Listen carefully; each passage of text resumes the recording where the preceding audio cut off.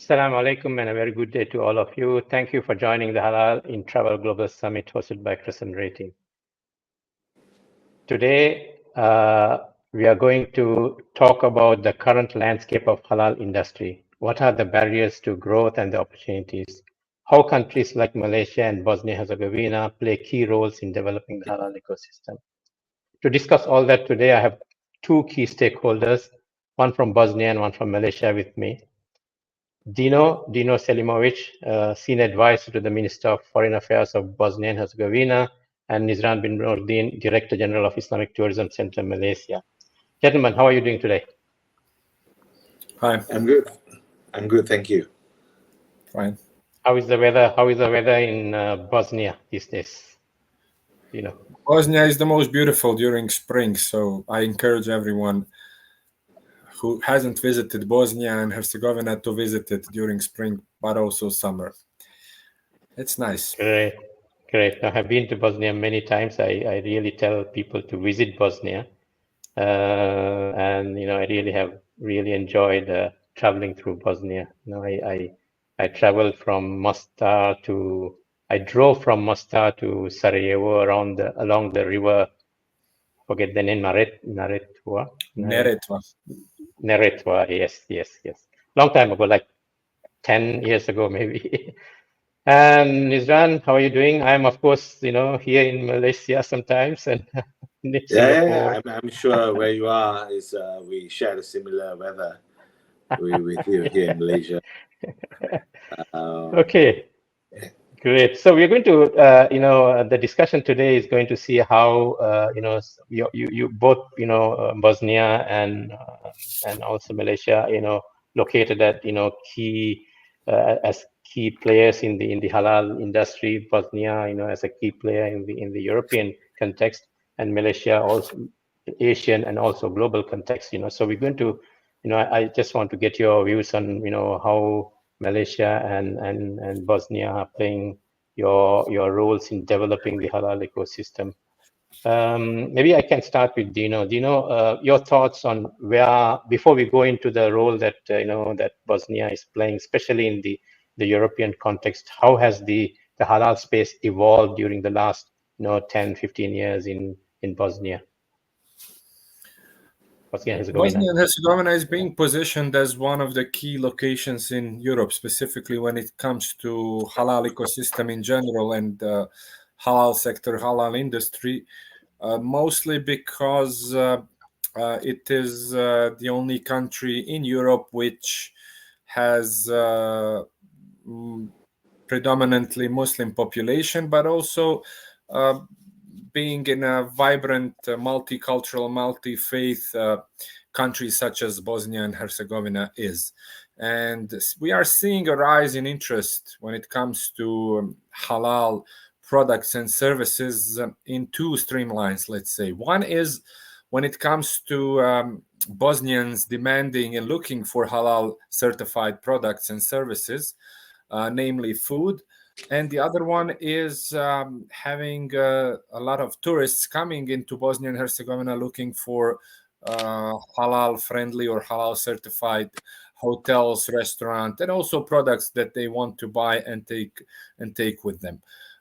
We are happy and proud to say that Bosnia and Herzegovina, thanks to the Islamic community in Bosnia and Herzegovina, which is the main governing body for the Islamic faith and Muslims in Bosnia and Herzegovina, and its agency for halal quality certification of Bosnia and Herzegovina, which was founded 10-15 years ago, has really established Bosnia and Herzegovina as one of the leaders, not just in Europe, but worldwide when it comes to halal standardization. So in that sense, Bosnia is looking to become a regional hub, a European hub, organizing many international events dedicated to promoting halal, but also educating companies and institutions about what halal certification is. So in that sense, we can see significant growth in the halal industry and halal sector in general. This was recognized also by the Federal Chamber of Commerce in Bosnia and Herzegovina, which has founded the Association of Halal Industry, which gathers the Bosnian companies that are in the halal ecosystem. We also have a bank in Bosnia and Herzegovina, which was founded by foreign shareholders, Bosna Bank International, BBI, which works under the Islamic principles. And we can say that it is also, that bank is also a part of the halal ecosystem in Bosnia and Herzegovina. So yeah, we are seeing a rise in the interest in halal. We are seeing a lot of companies looking into halal certification, and we can tap into those questions later on as well. Thanks, Dino. Thanks. Yeah. I mean, Brother Nizran, so I think Malaysia has been in this industry for a long time, has really a lot of strengths, been a key player all around. So what are the next focus areas for Malaysia in terms of developing this whole halal ecosystem? Particularly with regards to the halal ecosystem, of course, rightfully, like you said, Malaysia has morphed and move beyond just halal for dietary requirements, and particularly for the tourism industry, which I am spearheading the Islamic Tourism Center. We are tasked to actually support and complement the works of our Ministry of Tourism and also the Tourism Malaysia, the promotional board, in order to attend to the needs of Muslims, Muslim travelers coming to Malaysia. And I think particularly for Islamic Tourism Center, our focus right now is to continue in our assistance to the Ministry of Tourism and also Tourism Malaysia in contributing to the bigger targets of tourist arrival coming into Malaysia, as we are preparing, the country is preparing for the Visit Malaysia year in 2026. So this year would be a test bed to increase to a certain level before we enter into year 2026, where we welcome Visit Malaysia year at that time. So we actually, we received about 20 million visitors in 2023, and I think the numbers is targeted for 25 million for this year. And for Visit Malaysia year, we are looking at 36 million, if I'm not mistaken. And hence, traditionally, the numbers for Muslim travelers has been approximately about 20% of the international tourist arrivals. And it's a big challenge for us now to ensure that we can actually attract Muslim travelers with our attraction of Islamic tourism sites and also Muslim-friendly tourism and hospitality ecosystem generally. How is just to stay on with you, how is the, of course, ITC was formed a long time ago and done a lot of work. How is as tourism? I think 36 million is what Malaysia had in 2019, just before COVID. So we are trying to reach that number, I believe, or 35 million or something around that, So how is the industry picking up on, halal tourism? I think it's a multicultural place like Bosnia, Dino mentioned. Malaysia is also very multicultural. So how is the reception towards promoting more halal tourism in Malaysia? Yes, I mean, roughly as you said, Malaysia's population comprises approximately about 60+% of Muslims, and this percentage, although it's 60+% Muslim, but the investors in the tourism and hospitality space is predominantly, the economy is probably equally run, or not more, by our non-Muslim friends. So the understanding of the non-Muslim service providers need to be attended to, rather than creating fragmented understanding among different players of how halal tourism is supposed to be served. So it is important that in 2020 we actually released an important guideline in the tourism and hospitality space called the Muslim-Friendly Tourism and Hospitality Assurance Recognition for Hotels. So what this simply means, if our Department of Islamic or JAKIM issues the halal certification for restaurants, we issue at ITC the MFAR certificate for hotels. And having provided this recognition in the space, we have also expanded our MFAR certification or recognition to cover not only hotels, but also for other potential tourism destinations, such as spa and wellness, travel agents and operators, rest and relax areas, theme park attractions, and many more. So with this, what we want to continue to deliver in terms of our messaging is that Malaysia will continue to become the preferred destination when it comes to giving assurance or providing assurance to travelers that as a Muslim majority nation, we continue to ensure that we provide facilities that are Muslim friendly in nature. And also our premises provide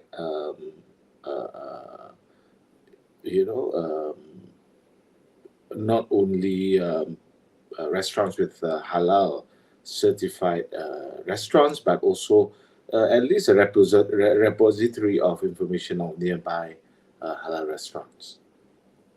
Thank you. Yes, thank you. Great.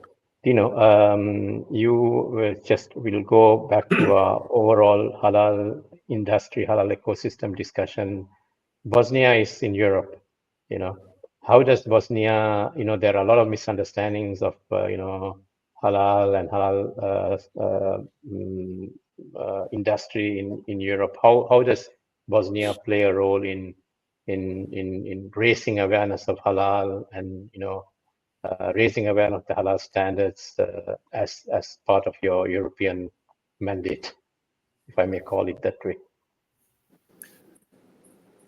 Well, Bosnian Muslims are authentic nation in Europe. We are a European nation, and in that sense, I think getting the message from us, from Bosniaks, from Bosnia and Herzegovina to Europeans, it's easier because it's natural. It is quite natural for us. So I think there is an increase in understanding over the years when it comes to promoting halal in all sorts of industries, products, and services. Whoever is engaged with Muslims has a brief understanding on what their dietary requirements are. But also there is a difference in understanding or requesting when it comes to different countries all over the world. It is not the same when you are receiving tourists, for example, coming to Bosnia and Herzegovina from various countries. Malaysia, Indonesian tourists, they tend to request and ask for a piece of paper, a halal certified piece of paper that's acknowledging that the restaurant or the hotel is halal certified. On the other hand, when you see tourists coming from the Gulf region or Turkey or even Europe, then their requirements are not so much bureaucratic that they ask for this certificate, rather that the restaurant or the hotel owner simply communicates with them that they can provide these kind of products and services, and that piece of paper is not that let's say it's not top of their priority when it comes to, let's say, tourists coming to Bosnia and Herzegovina. Over the past years, Bosnia and Herzegovina has taken over the role to publicize and promote halal. And we have seen a couple of initiatives from Bosnia and Herzegovina in the forms of international events being organized in Sarajevo, the capital of Bosnia and Herzegovina, dealing with or focusing on the halal industry. Namely Sarajevo Business Forum, which is an investment conference held annually in Sarajevo, then Sarajevo Halal Fair, which is also an international event held in Bosnia and Herzegovina. We are seeing now a traditional halal European Halal Congress, which is an academic event being held in Bosnia and Herzegovina. And in all of these events, promoting halal is one of the parts of this of these events, and publicizing it and making it raising public awareness about what halal is. Namely, when it comes to countries which European countries, they are seeing halal as a tool to market their products and services to the Muslim communities worldwide. Halal is being perceived as a top quality product. Halal is being seen as a more healthier solution compared to others. So I think in that sense, we are seeing an increase in understanding on what halal is. Also, on the other hand, there are some opposites as well to the halal application and halal promotion in Europe. And I think this comes mostly from lack of understanding of what halal basically is. And we all need to communicate more and to promote more in order for everyone to get to be on the same page and to understand what halal in general is. Just if I can make a brief comparison, it's much easier and there are less obstacles in multicultural and multi-ethnic, multi-faith surroundings, such as, let's say, Malaysia and Bosnia and Herzegovina, than in those places where you do not have a lot of mixture of different faiths. There you have less understanding. So living in a world where there is a big flow and exchange of people and travel increase and people simply exchanging their cultures and you know, everything that certain nation carries with its identity, I think we are reaching a point where people are being understood better and you know, simply understanding that certain faiths have certain needs and demands and that they want to abide with it. So in that sense, I think Bosnia and Herzegovina is playing a big role and should play a big role, especially when it comes to our European Union accession and negotiation process, where we should and could be the voice for the halal, let's say, lifestyle in Europe as well.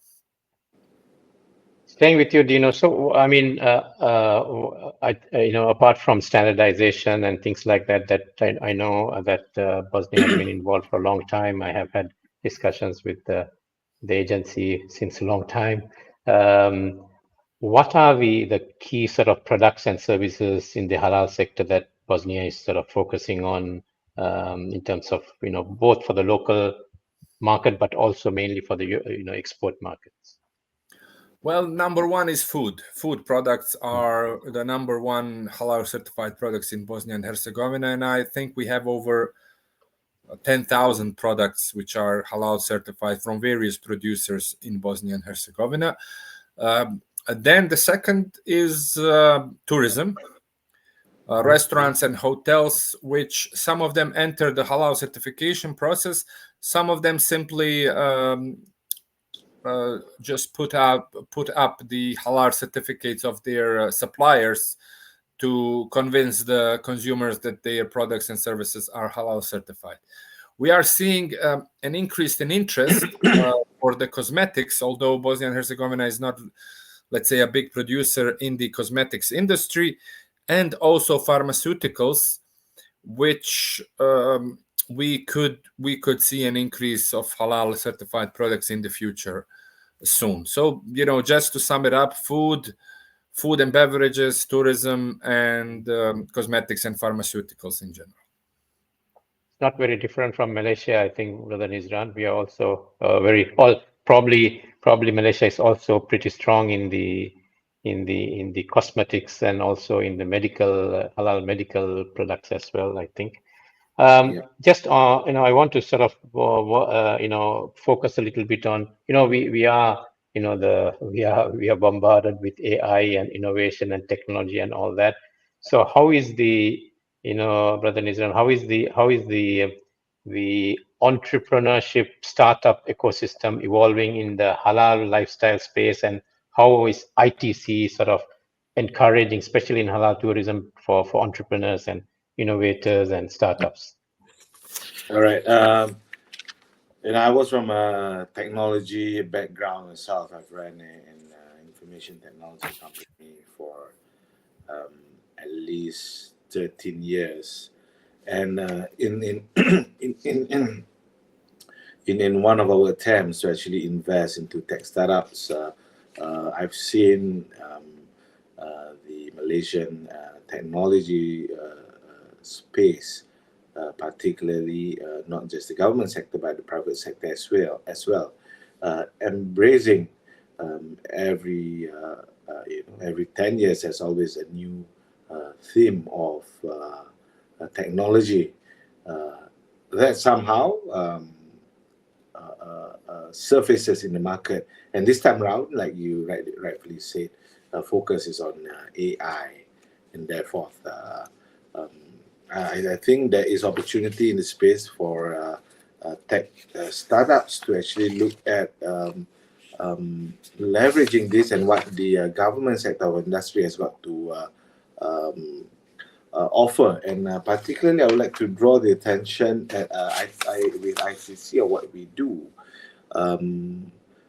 to actually matchmake entrepreneurs or startup founders looking to expand or to enter into, I would say, explore into Muslim-friendly and hospitality sectors, and matching them with the relevant organizations within the government sector.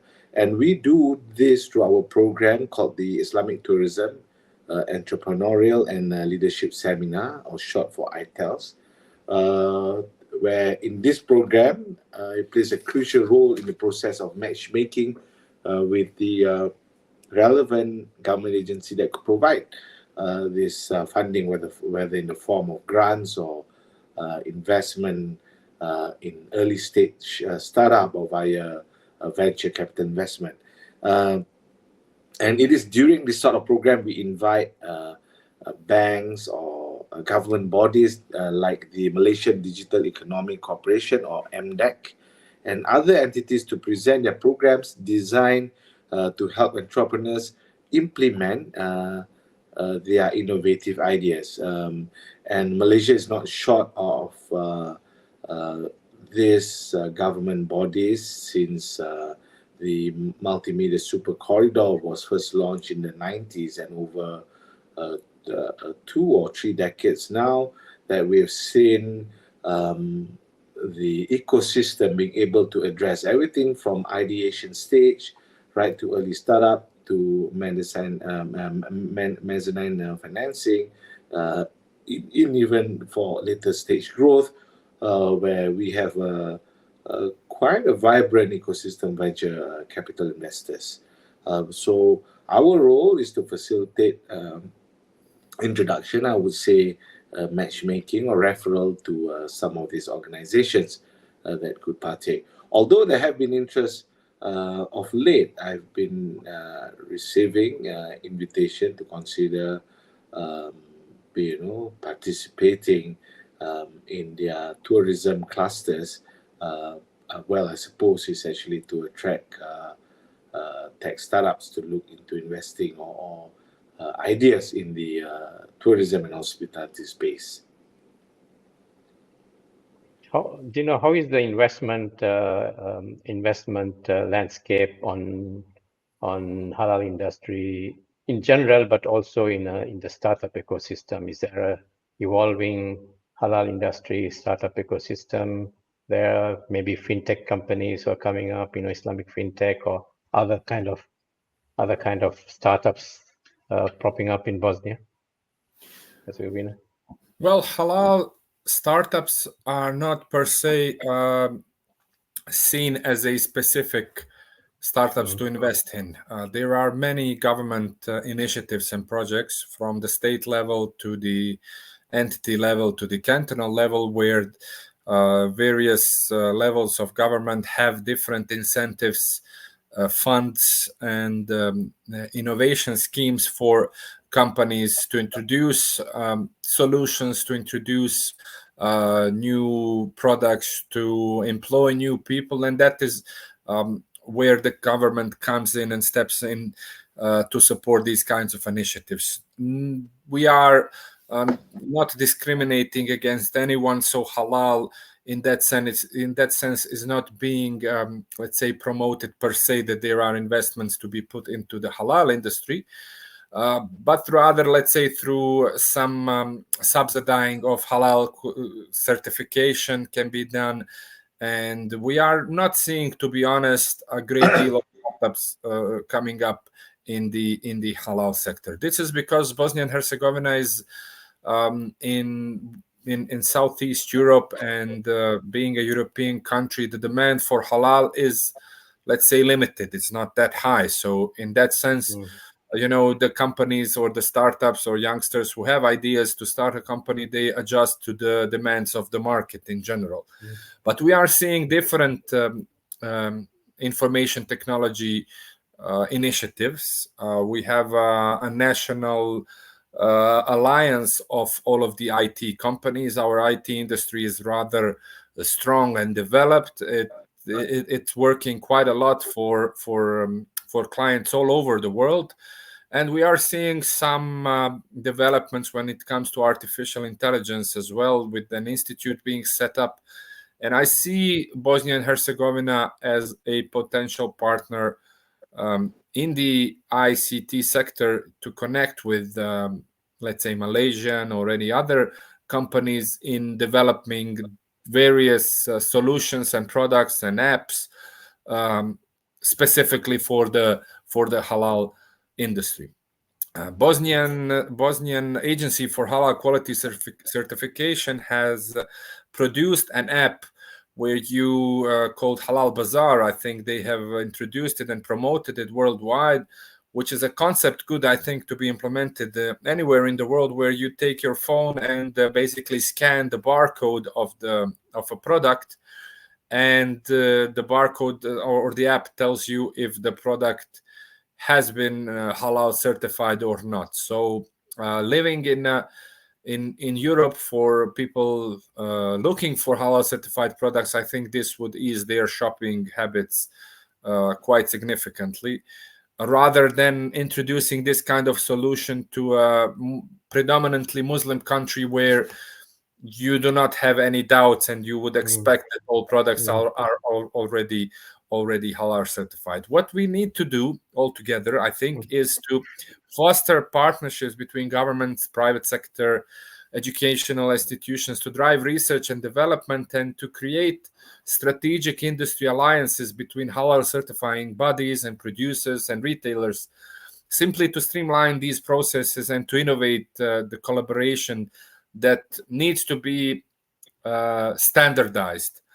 I don't think that we are going in the right direction if every country sets up and puts up its own halal certification standards, requests halal to be recognized by every nation in general, because this simply puts obstacles for halal producers worldwide. So I know that CIMIC is doing certain initiatives, to reach this goal, but we need to, we need to take the development of halal certification and standardization into our own hands, and to make it as open as possible, rather than going backwards and putting restrictions everywhere. Because there is quite a lot of effort to be put in talking to companies, to producers, to certify their to halal certify their products and services. And when they do it, it's not easy to explain to them, okay, if I already did it in this country, why do I need to get another certificate to export to this GCC country or to that Asian country or to this European country? So in that sense, I think, going back to the beginning of our discussion, Bosnia and Herzegovina could play a role in that when it comes to Europe. I think Europe can be a best example of how to introduce a unified European halal certificate. Bosnia and Herzegovina could and should work on promoting that certificate, or to carrying this process and opening up a market of, I don't know how many, 50, 60 million Muslims living in Europe at the moment, including UK. True. So I mean, this is a very old subject, sorting out the differences in halal certification. It's been going on for a long time. As you said, SMIC is doing a lot of work, has been doing a lot of work. But in your case, maybe as part of European Union, when Bosnia gets in, probably because a lot of, in Europe there are standards and certifications which are unified across Europe, right? So maybe is that the opportunity to do that at a European level when Bosnia gets in? Well, that's what I'm seeing as an opportunity, and as a chance for Bosnia and Herzegovina to carry this torch and help the halal certificate to become recognized at the continental level. And this could be probably a good showcase for other countries as well. I completely understand that there are different countries looking for their top position when it comes to halal certification and recognition, and I fully understand that. But the way where we are going at the moment, we are putting more and more obstacles in developing in the halal certification and standardization development.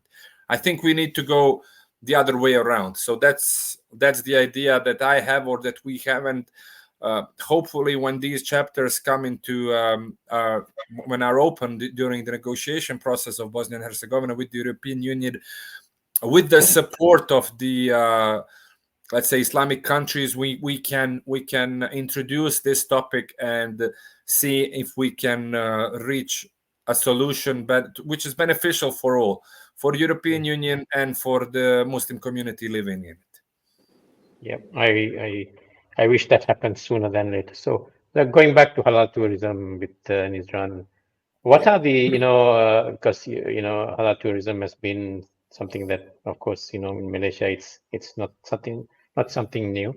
What are the opportunities for young people in terms of innovation, and what are the opportunities in the halal tourism industry in Malaysia that young entrepreneurs could look for? What are the opportunities?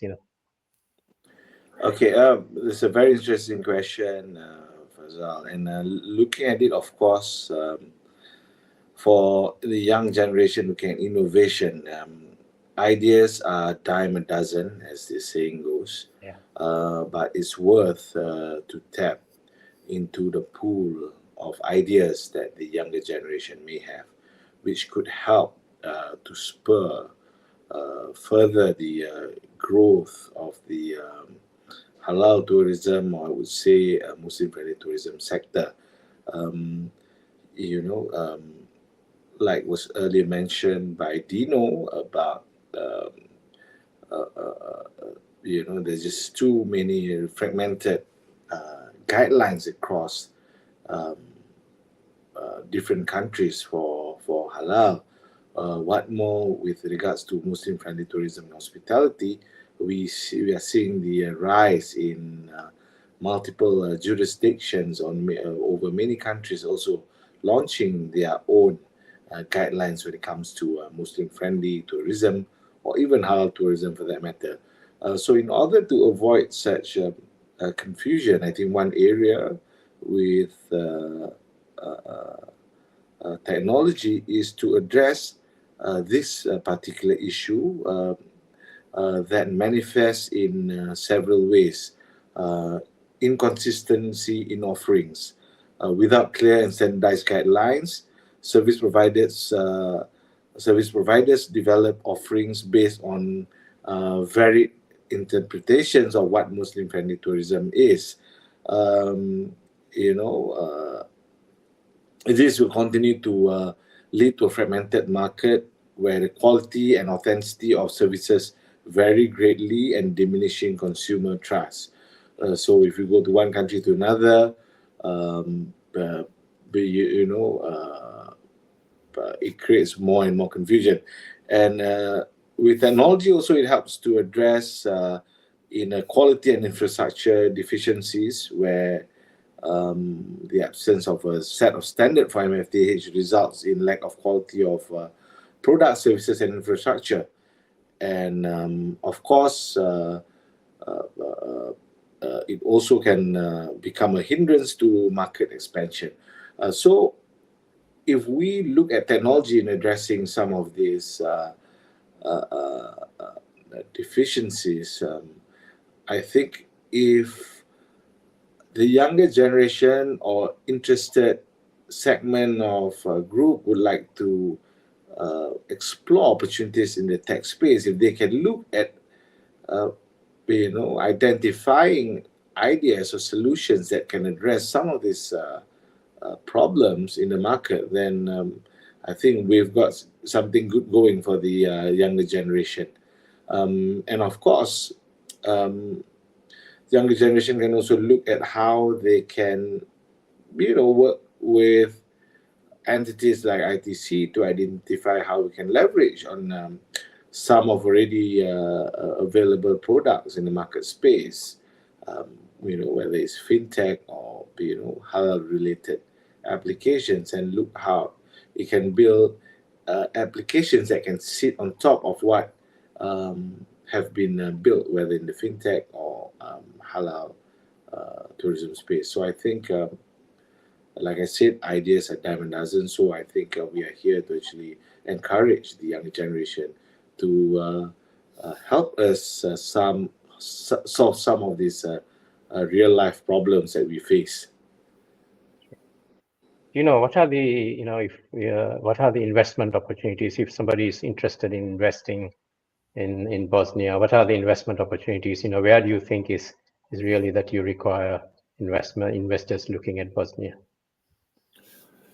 Well, this is a complex question because there are certain industries which are very profitable but are protected by the government, such as energy, or protected or need to be dealt with the government and the public services, such as infrastructure and energy sector. So renewable energy is somewhere, a place to invest, specifically because European Union is requesting that all products and services being exported to the European Union receive a certain certificate, CBAM certificate, which ensures that a certain part of the energy consumed or required for a certain product to be produced is coming from renewable sources of energy. So, regardless if it's a halal certified product or not, you need to comply with these services.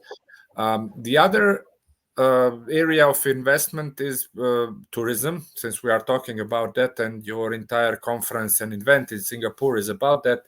I think we should see, and we are already seeing, an increase in accommodation facilities with brand name hotels coming to Bosnia and Herzegovina, which simply put up the standards for other services in the hospitality industry in general. And I'm happy to say that Islamic Tourism Center the representatives visited Bosnia and Herzegovina last year, and halal is being recognized by our tourism boards and associations as promoting not maybe halal certified hotels only for Muslims, but rather halal friendly or Muslim friendly destinations, because these hotels need to cater and tend to tourists coming from European countries as well, which are not Muslim. So in that sense, Bosnia and Herzegovina, when it comes to investments, is quite an interesting location to set up, let's say, nearshoring facilities. I know this is not something which is, let's say, popular for the Malaysian government or Asian governments, because we saw a lot of production facilities from Europe being moved out in Asia. But after the COVID-19 pandemic, coronavirus pandemic, most of the supply chains have been disrupted and have been slowed down, and European countries and corporations worldwide, but Europeans specifically, are looking to nearshore compared to outshoring in the earlier stages. They are looking to bring the production facilities in Europe. So putting everything into context, Bosnia and Herzegovina is accessing the negotiation process. We have a free market. We can export to CEFTA countries, to Europe, and we are seeing an increase in demand of setting up production facilities of various companies worldwide in Bosnia and Herzegovina, predominantly to produce and export for to the European market, rather than to seeing Bosnia and Herzegovina producing large quantities of any products or services for countries which are geographically far away from Bosnia and Herzegovina. We are strong in the metal industry as well. We have a legacy of industrial production in Bosnia and Herzegovina. Even in the former Yugoslavia, Bosnia and Herzegovina was one of the mostly developed industrial parts of that former country. Bosnia and Herzegovina has a lot of resources when it comes to water, drinkable water, when it comes to wood. So anything related to wood and furniture production is something worth investing in. And when you talk about halal, I think halal needs to be aligned with the ESGs, with the sustainability goals, because halal is defined as something which is permissible by the Islamic faith. But I think it should also be aligned with the sustainability context, concept, because if we are to produce anything which will endanger the life on earth and which will endanger the future of that area, I don't think that it's halal. It can be, the product itself can be halal certified, but I'm not sure that it belongs to the halal ecosystem. So in that sense, for, let's say, the Western civilization to understand halal better, I think the terminology needs to be aligned with it as well. So when it comes to halal, I would definitely connect it to sustainability goals and somehow promote it in that sense. So when it comes to investments in Bosnia and Herzegovina, anything aligned with sustainability goals and development of the country is worthwhile exploring these options. So anyone interested in investing in Bosnia and Herzegovina, I encourage them to visit the Foreign Investment Promotion Agency website, FIPA. They have these investment projects set up. Earlier mentioned Sarajevo Business Forum, Foreign Trade Chamber of Bosnia and Herzegovina, invest in Sarajevo, invest in Bosnia and Herzegovina, these kind of let's say taglines to be Googled and to see what options are available for investments. I think it's an important topic that you raised, sustainability, and this is ethical practices, ESG, and all that. So we are releasing in our report GMTI Global Muslim Travel Index 2024. We are releasing a new model which tries to facilitate developing services, looking at responsible tourism, immersive tourism, digital aspects. So we are releasing a model called RIDA model, RIDA, which you will see later. But yeah, so I think access, for instance, when it comes to tourism, we need to be in the forefront of accessible tourism, because the populations are becoming older. So people, older people also need to travel. The destinations have to be accessible. Sustainability, ethics, and all these are important topics, which are, from our faith points of view, this is part of the halal ecosystem, as you said. It's just that it's not just the product is technically halal, but it has to be surrounded with these ethical practices, right? So, Nizan, so how is ITC sort of introducing or focusing on sustainable tourism sector? Staying on this topic, sustainable tourism. Well, we are exploring opportunities to continuously enhance the guidelines we have in place, and of course, I like the way how Dino put it earlier in his reply before this. When we promote Muslim friendly or halal tourism, it's about things that we need to conform to when it comes to its what's prescribed in the Al-Quran or in the Sunnah. And such compliance, I think, somehow or other resonates with the general idea about something that is safe, something that is secure, not only for yourself, but also for the people around you and for the world, right? So in a way, that somehow has got certain element of, the E and also the S, environmental and also sustainable, in the whole ESG theme that is actively being propagated across the corporate world currently. And we have been approached by certain parties, consultants,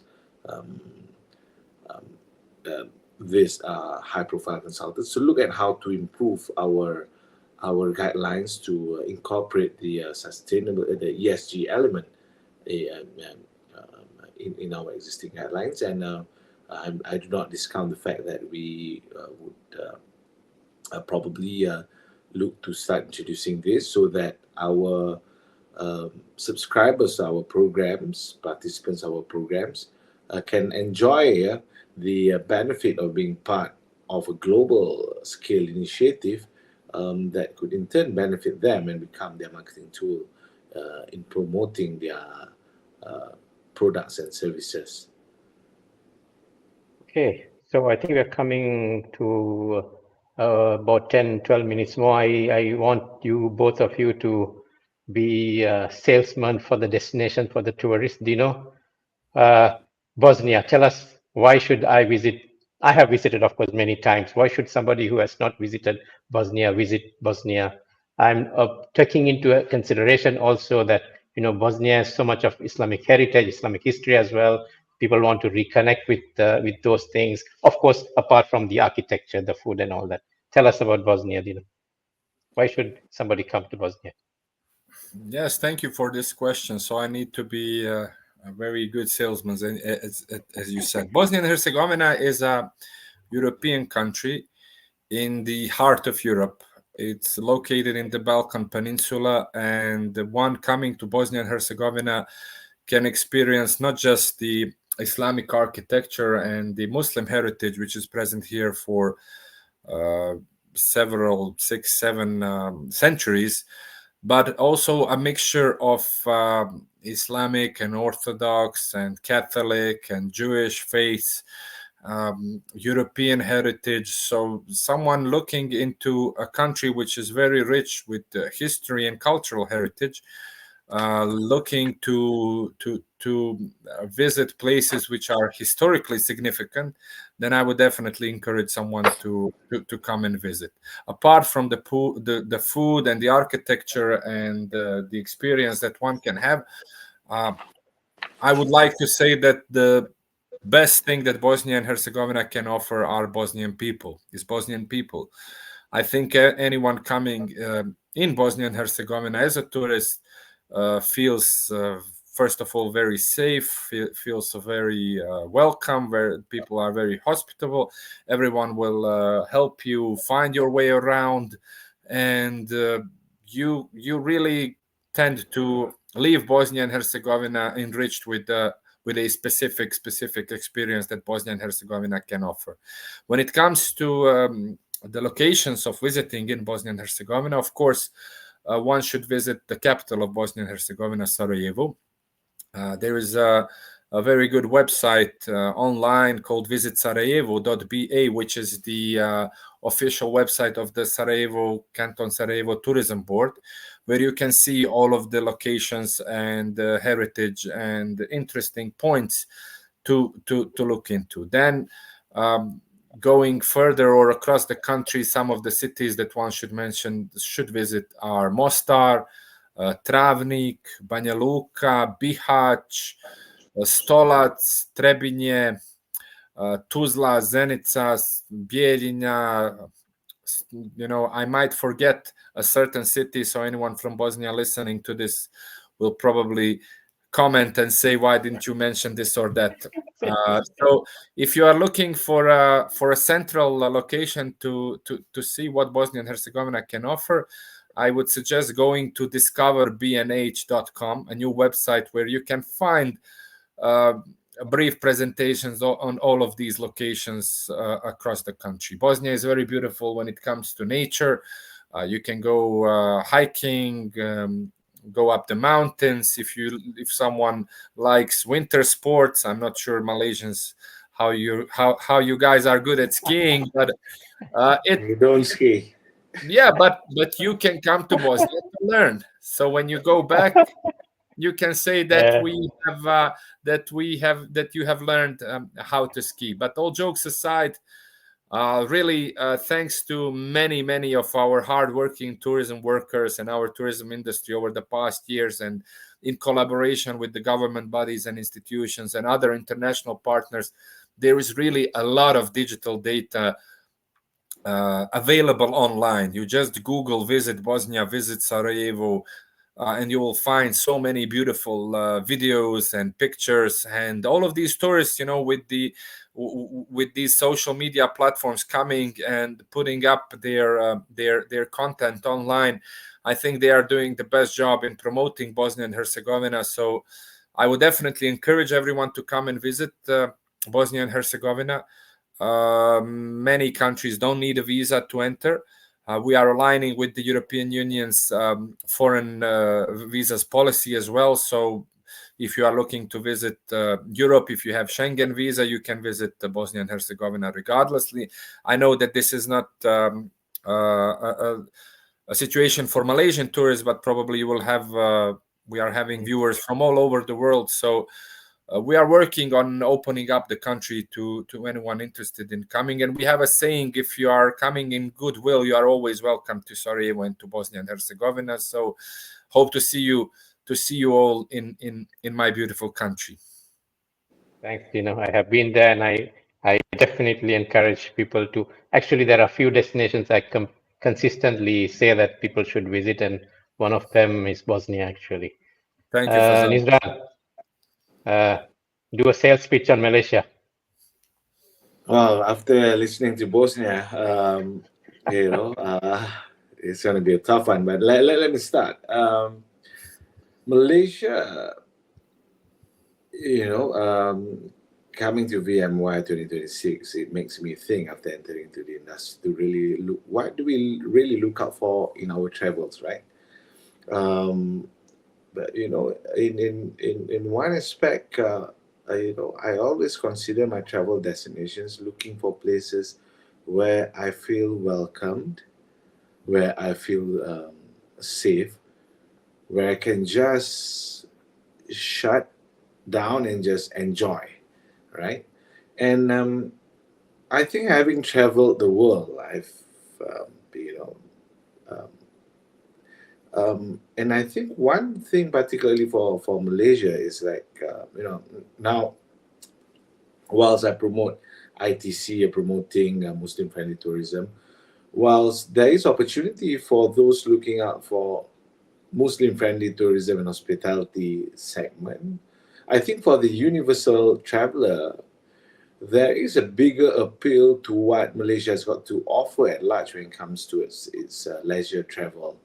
And simply because whilst they travel, they can be assured of the friendly travel element. Whilst they travel, they can look out for more things like for nature in the ecotourism, Malaysia is not short of the famous Langkawi Island. If you want to look for to explore the rainforest of Malaysia, you can visit our national parks. Beaches, we're not just limited and fun the sea. You're not just limited to Langkawi. You have the Pangkor Island, and you have islands in Johor, in Terengganu, the famous Perhentian Island. Even you want to go for scuba diving, you can look at Sipadan Island in Sabah.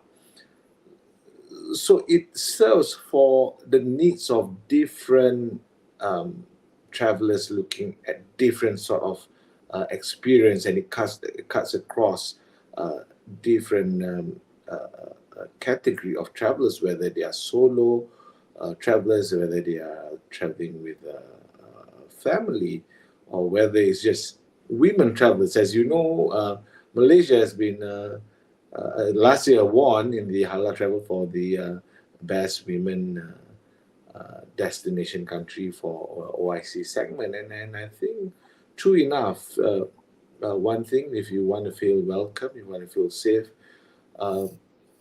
Malaysia is a place to be. And I'm not forgetting, if you just want to come for the modern traveling or just coming to shop, Malaysia is probably right now with the Currency. with our currency rate right now, it's probably Singaporeans come and shop in Malaysia. Four Seasons Hotel, how much does it cost a night in Singapore, Fazal? I don't know, maybe 600-700, maybe, or more, maybe. Yeah, definitely more than 600. In Malaysia, it only costs you $120 US, right? So it's given. It's a no-brainer. If you want to look out for a tropical weather sort of destination, Malaysia is the place to be with, and Malaysia can be your gateway to go to other destinations within Southeast Asia.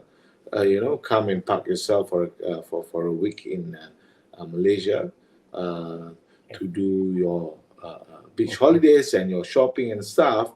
And you need to go mountain climbing. You can even go to Sabah, right? So you have a lot of options. Yes. I've got a long list to tell, and I haven't, I haven't even spoken about the food yet, Fazal. So I think I'd rather stop there. So, I'm going to ask you last questions, each of you. Nizan, have you been to Bosnia? I haven't been to Bosnia, and wow. I'm planning to go this year, and my team is looking at how we can make our trip there for me to particularly explore with my counterparts, and looking at exploring opportunities, how we can actually share our knowledge and experience, and then see how we can help each other to bring Bosnians to Malaysia and vice versa. I'm sure you have been to Malaysia. Everyone would think, but I have not visited Malaysia, although Sarajevo Football Club carried a commercial visit Malaysia for quite a few years. So, inshallah. I was going to ask each of you, if you have been to the other place. I was going to ask Dino what's the best place to visit in Malaysia, and I was going to ask Nizan what the best place to visit in Bosnia, but I cannot ask that question now because it's very strange. Both of you have not been to each other's place. I think, Fazal, what CrescentRating, Dino, if you can agree with me, is probably organize a sponsor trip for Dino and me to for us to sit in each other's office and play our role. We'll do that. Likewise, for me to probably sort of like a shadow trip holiday, or that I can see what Dino's work is like in Bosnia, and he can come over and see what my role is like in Malaysia, and spend a week. Definitely, we'll definitely do that. CrescentRating promotes tourism, Dino, would you agree with me on that? I agree fully, but since we are in the end of this talk, I really would like to appreciate and thank Fazal and his team and CrescentRating in general for the work that they have been doing over the past years and connecting people and establishing a worldwide discussions, which we benefit all out of. So I'm sure that by next year we will have this experience of visiting one another's country, and we can all go and visit Fazal in Singapore as well. Yeah, while we're there. most definitely. Of course, why Welcome. not? Yeah. Thank you. Thank you very much, gentlemen. It's been a pleasure talking to both of you, and both are very dear destinations for me. And thank you. And for the audience, thanks for joining us today. Thank you very much. Have a good day. Bye.